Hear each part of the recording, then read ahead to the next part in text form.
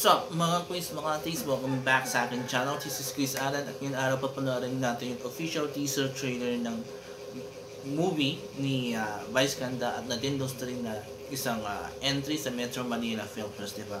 So, ang papanoorin natin ay official official teaser. Wagi ko pa ulit-ulit.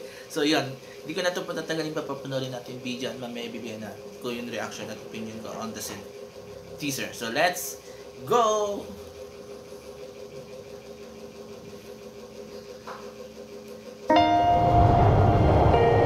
Laging tinatanong. Sakla lang! Wala! Yung bata!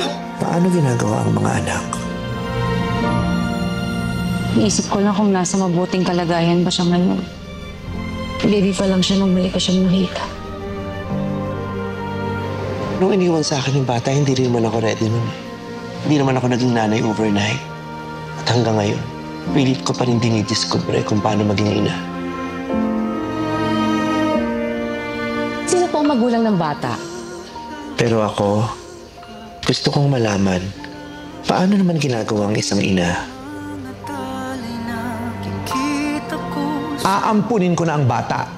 Kaya pirmahan mo to para makalayas na kami ng anak ko dito sa God-forsaken country, the Philippines!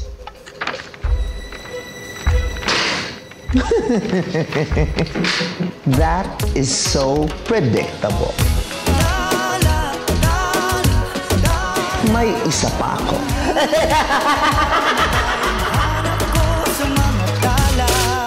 Okay, tuloy mo napanood natin yung official teaser trailer ng Call Me Mother na isang official Metro Manila Film entry ngayong 2025, diba?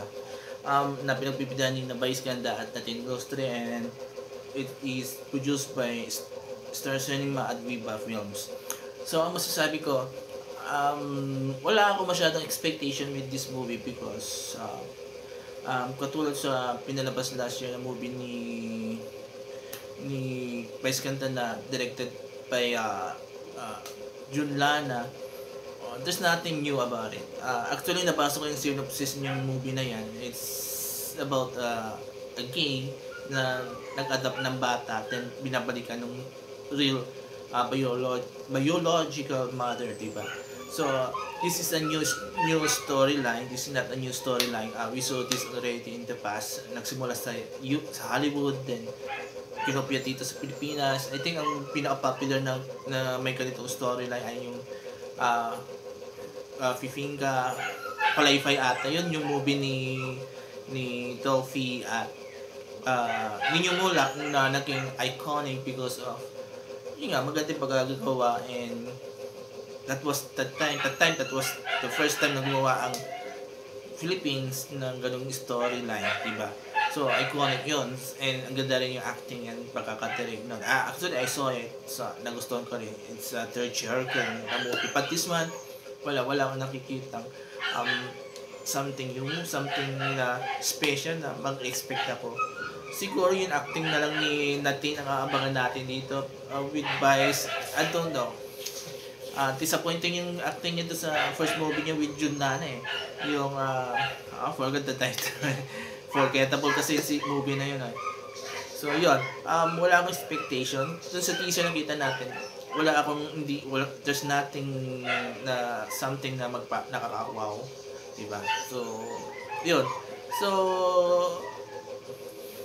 siguro, mga fans lang siguro magiging blockbuster to because popular si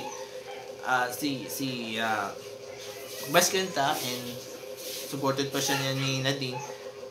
Pero when it comes to critical acclaim, no, I don't think so. Baka makakuha na naman ng negative katulad to sa past movie niya last year na talagang totally na hindi tinanggap ng critics. So yun. So kayo mga quiz, mga atis, excited ba kayo dito sa movie ni Vice Ganda na Call Me Mother? Nagustuhan nyo pa yung teaser trailer niya?